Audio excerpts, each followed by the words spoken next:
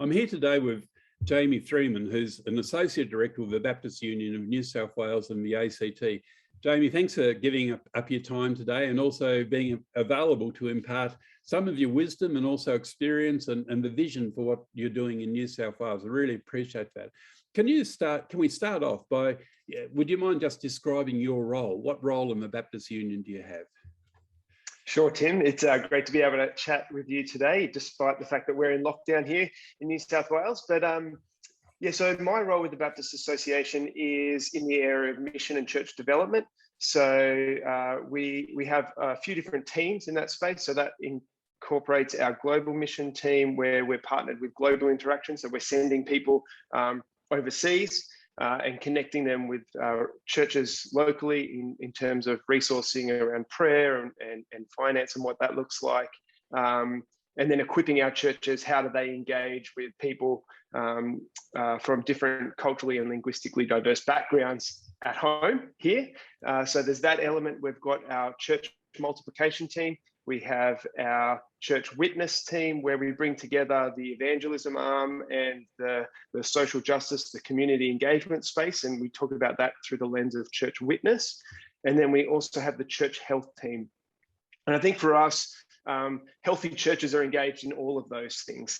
They're engaged in mission locally and globally. They're involved in church multiplication, and they're involved in church witness. So my role is to support those team leaders as they support their teams, as they support our association of churches. No, that's great, Jamie. Jamie, I've read your document, A Blended Ecology, and it's a very, very impressive document outlining your plans for church growth and the different models that you have.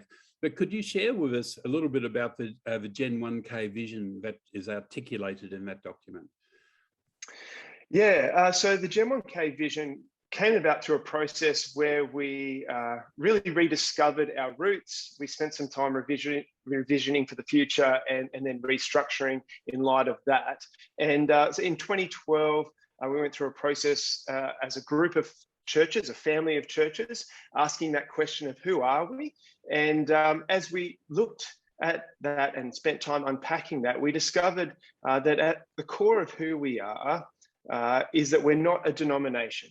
We're a movement. We're an association of churches, which has built within it movement dynamics. So it's not about hierarchical structures, but about relational structures, which really serves and lends itself to church health and church multiplication. And so out of that, rediscovering who we are, we spent some time revisioning and asking questions about what is the future.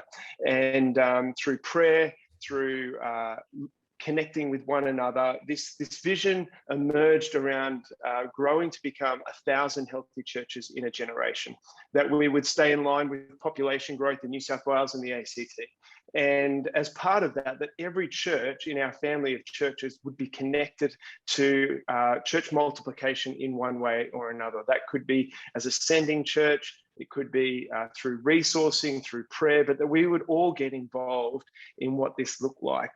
And with that vision, we then spent some time restructuring around this core identity of interdependence, of regional networks working together, grabbing hold of their own part of the Gen 1K vision, and then working out how to resource that, raise up leaders, and reproduce. Now that sounds fantastic. And so just unpacking that a little bit further, I understand that the Gen 1K vision would then therefore require the Baptist churches in New South Wales and ACT to pretty well treble in number by the year 2050. Is that correct? Yes, yep, that is correct. Yeah, it's something that we've seen God do in our past. And I think that was part of it. As we reflected on our story, we'd seen that. And we felt, again, through prayer, that this was what he had for us in this next season, tripling. Yeah.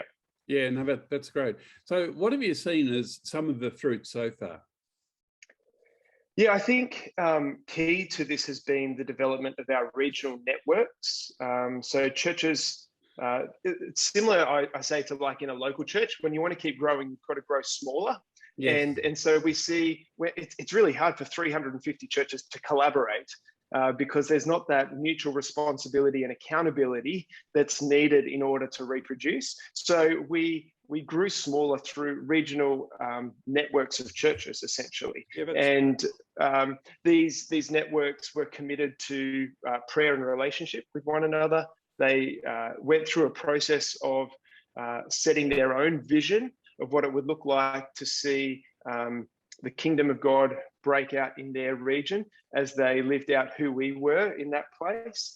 And they were committed to resourcing one another and raising up leaders. So there was a whole bunch of stuff that happened. We saw remote Bible colleges come into play, internships where churches shared interns around.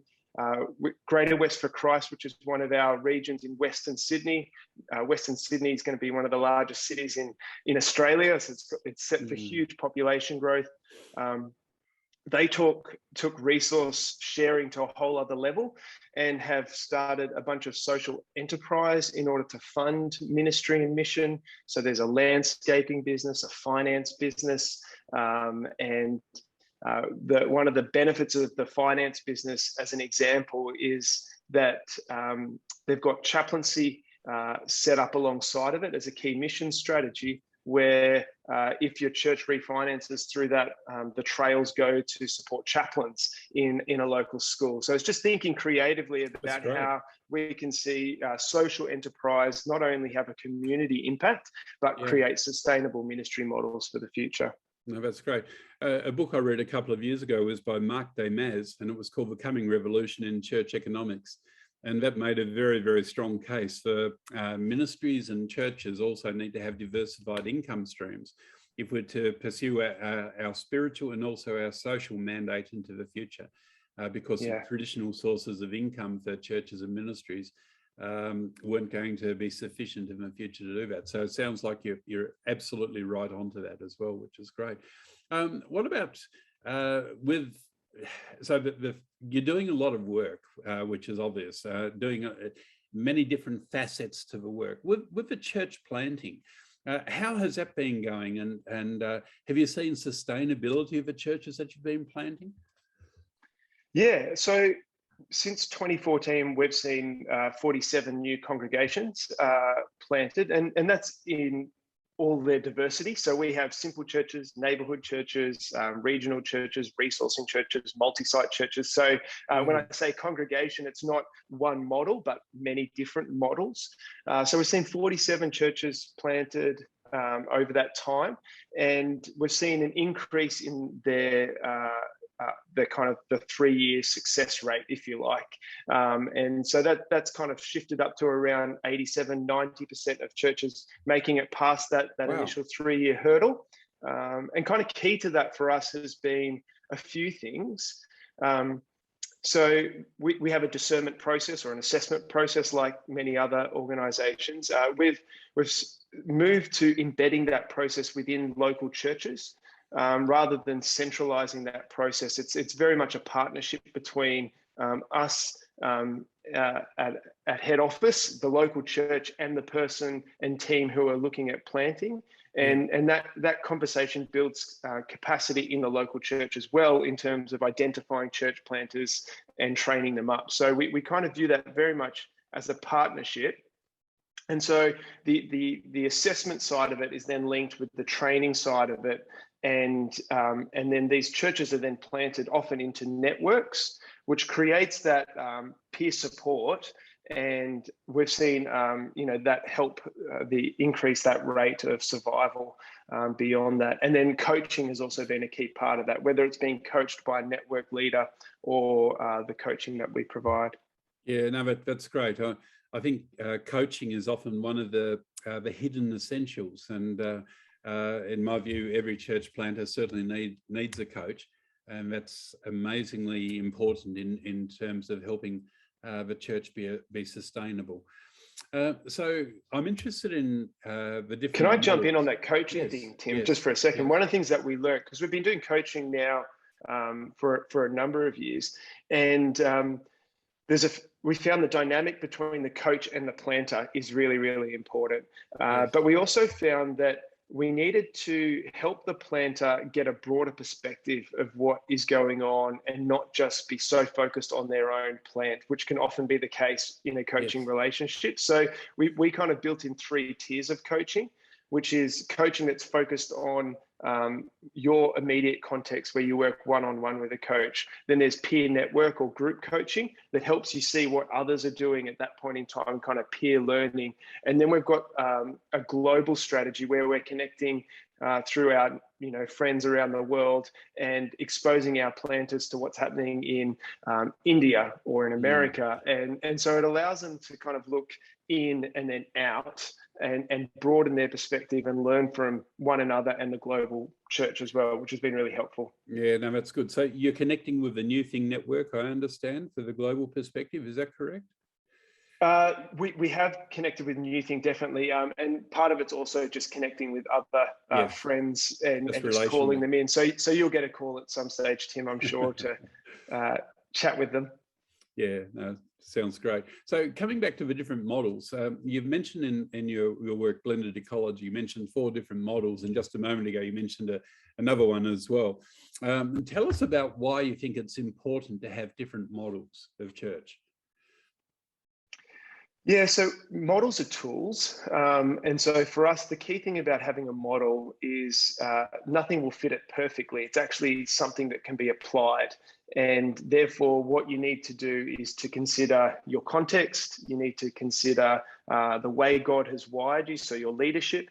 And that as you reflect on those things, you can then apply that through the lens of a few different models. So no model is perfect. A model is there as a tool. And but what we found helpful was that by doing some research into a few different models, that it then allowed us to train people and prepare them and discern what would be appropriate for the way God's wired them and the setting that they're going into. Yeah, that's good. And one of the things I noticed about your models is that your focus on models is about the structure, the different structures of the churches that you want to plant, rather than the style of worship or the style of meeting or the service. And I think that's really good, because the style can change over time. In fact, it needs to change over time, but the structure is often the thing that will inhabit growth or accelerate growth depending on the context. So have you found that some of your models are more appropriate in a particular kind of context? Could you just elaborate on that a little bit? Yeah, so we find in like an urban area, for instance, where cost of living is really, really high, and there's often quite a transient community, that pop-up simple churches or micro churches really work in those environments. And by giving them that language of pop-up or simple, it allows it to exist for a season, for a reason, and then to dissolve and be connected into a broader network or a more established church. We've also focusing on, and I know you're chatting with Rick Thorpe as well, and the resourcing church model, and that they work better in densely populated areas, again, based on this transient nature.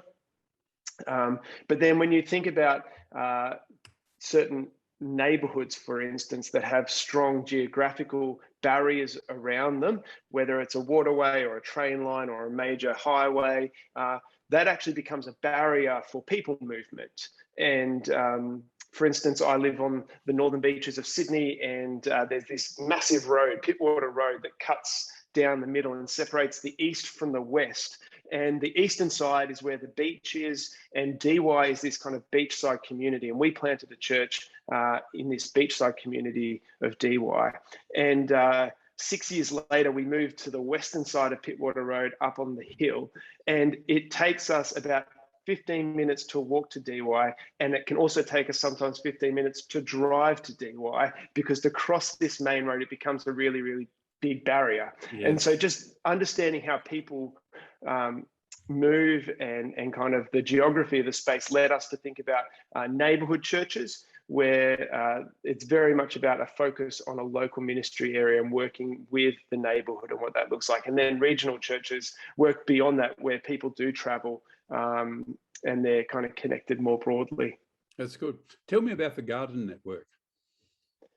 Yeah, the Garden Network is an example of this. It's on the Central Coast. There was a church, Narara Valley Baptist Church, that's about 40 years old and had never planted, and in 2017 began thinking about church planting. And in order to do that, they realized that they needed to focus and be intentional around the area of discipleship and leadership development. So they were an early, they were one of the pilot groups of building a discipling culture, which came out of Crossway in Melbourne. And so they did that. And then in 2019, they actually launched their first church plant, which was about 20 minutes down the road. And it was called Greenhouse. But as part of that, they launched a new network, recognizing that actually when you plant in a network, you're able to reproduce more quickly. And so we saw that for them. Within a year to 18 months, they actually planted their second church, meeting ground. And so the two churches worked together to plant the third church. And they're all actually quite different in their expression. And so you've got a regional church, which was the original sending church. You've then got a neighborhood church where people moved into that area and there was a strong sense of place. And then the third church is a multiplying simple church, where people are much more relationally connected across the Central Coast. And its heart really is to reach the spiritual misfits, or those people who we would often use the language around de-church. They don't feel that the church is their home. So what does it look like to connect in people's homes, or to connect in pubs or cafes and those types of places? And so this network would see God's missional wisdom in the diversity of all of these churches working together as an expression on the Central Coast. Yeah, no, that's great. One last question for you, Jamie. What are you doing to build multiplication into your churches at every level? What's your plan there? That's a great question, and I'd love to hear your answer on that at some stage too, Tim. I think for me, multiplication is a way of thinking, it's a way of feeling, and it's a way of acting. So it's about our head, our heart, and our hands. And so when it comes to this whole idea of thinking, it's helping leaders dream big, really. A good friend of ours, Pastor Oscar, talks about dreams that make God sweat. Yes, so you've heard that before. And that's because big dreams cause us to ask a completely different set of questions.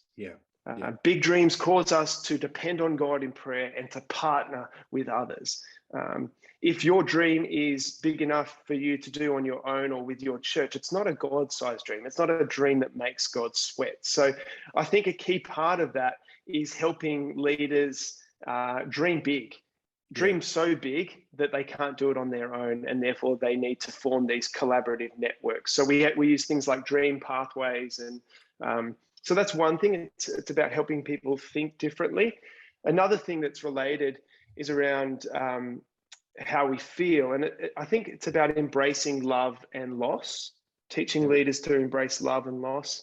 When you think big, I can remember in a local church setting, we were 1 year into planting. We had 50 people at our 1 year anniversary, and I stood up and said, "Oh, we're going to plant another church." And everyone looked at me like, "Oh, you're crazy. Let's finish planting this one first."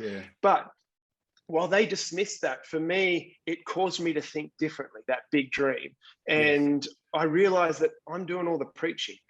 If we're going to plant more churches, I need to be doing less preaching, and we need more preachers to do all of this. So I started intentionally investing in preachers. And I ran a preaching internship for that first year, and we trained 4 interns in that space, and we reached out to another local church that we were connected with who had a really great preacher, and I paired them up together. And then the following year I was like, oh, we need even more preachers. So I started a new way of developing leaders. And so by the end of 2 years, we trained up 8 preachers, and they were preaching in other churches and getting experience in our church. And all of a sudden it's like, oh, we've got all of these leaders, what do we do? And so for me, I think about planting churches and that question of when are you ready, when it's actually about leader readiness, isn't it? Yes. And so when you've got leaders, church planting takes care of itself. Yeah. But in order to get leaders, you have to embrace love, because you have to sow into them. But then you also have to embrace loss. Yes. When you're sending people, spiritual sons and daughters that you've sown into, there is a degree of loss. And I think the greatest cost in church planting, which often goes unnamed, and that's been my experience, is the relational cost. Yeah. You'll get new people, you'll get the money coming back in, but it's actually the cost of sending people that you deeply love. And then it's a way of acting, I think. And one of the things that we've identified is that if you're going to raise up leaders, it's like parenting.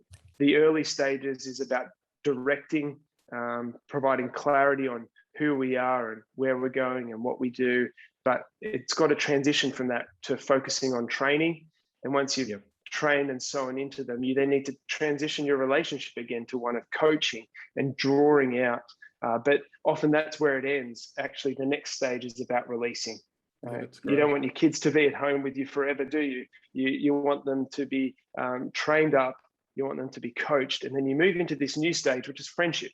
And so for me, releasing is a key part of that. And I would say that to build in multiplication, you need to, as a leader, build in those different phases of developing others. Yeah, no, that's great. One of the verses in scripture that's always impacted me with church planting is Genesis 2:24. A man shall leave his mother and his father and be united to his wife, and the two shall become one. Because in that we see that God's model for the propagation of ministry, for the multiplication of ministry. And just like in the natural, we have to be prepared to raise our children so they can actually go out and start their own community. And that's been a very much a stable passage for me over the years in terms of church planting. Yeah, that's so good. Jamie, can I add a story on that, Tim? I would love you to. Yeah. Okay, because my parents had this rule when we were growing up, and it was that everyone had to move out when you turned 18. And it wasn't because they didn't love us. It was because they did love us and they were preparing us for adulthood. But that simple goal of having to move out actually reshaped the way that they parented. Yes. And it reshaped the way that we approached learning as kids. So it meant that when we were young, Mum taught us how to cook. And I got into the kitchen. I was like, I need to learn how to cook, because at 18, I need to be able to prepare meals. Otherwise, I'm going to go hungry. And then when she was teaching me how to do the washing, I couldn't even reach the clothesline. They used to have to put something under my feet and I'd have to hang it on there. But for me, there was a sense of purpose in that learning. And so that simple goal of having to move out by the age of 18 reshaped the way that they taught and reshape the way that we learn. And I think often as churches and as leaders, we expect people to still be living at home when they're 40, 50, 60. And yet if we embrace this idea and this posture of that we're actually just stewarding people for a season, and that God has a new family for them, and that we want to do that in partnership and relationship, which is really at the heart of what you're saying there in terms of be fruitful, come together, be fruitful and multiply. Yes. Yeah. No, that's good. And, I know that my children, who are all grown, grown now, they're all adults now, their culture comes from mine and my wife's, but it's different. Their DNA is likewise different, which means that they're actually equipped to be able to reach people that I can't. And I shouldn't try to, probably, because it's they're far better positioned to it. Just one last thought for you. Ralph Moore, in his book, New to Five, Ralph has planted a handful of churches across North America. You're probably aware of that. But out of those churches, there are about 2,800 churches have been planted over the years. And in New to Five, he unpacks the journey, and he talks about another sense of loss. You were mentioning loss. But it's a multiplication. To be successful, you've got to be prepared to lose excellence, or some of your excellence. for example, in terms of putting up preachers. I bet the people that you were putting onto the platform to preach weren't at your standard, but you ended up with multiplication as they were being developed through that whole process. But you had to be prepared to let go of that standard. Doesn't mean that it mightn't be good, but it's different, isn't it? And it's risky. Yeah. Jamie, yeah. any final pieces of wisdom for us before we finish off? I think ending on Rouse wisdom is a great way to end, Tim. That's brilliant. Well, here's just a free plug, but that ebook of his is available free of charge on the Exponential Australia website as well. And I reckon it's one of the best books that we can read in terms of church planting and understanding how multiplication, the principles of multiplication, can come through. Jamie, thank you so much for your time. Really appreciate it. And I know you're going on leave tomorrow, but being in lockdown, I suppose you're probably not traveling very far at all. And that's no. But really just a few more walks. Yeah, appreciate you and appreciate the wisdom that you shared with us today. So thank you for that. Thanks, Tim, for the invitation. It's good to chat.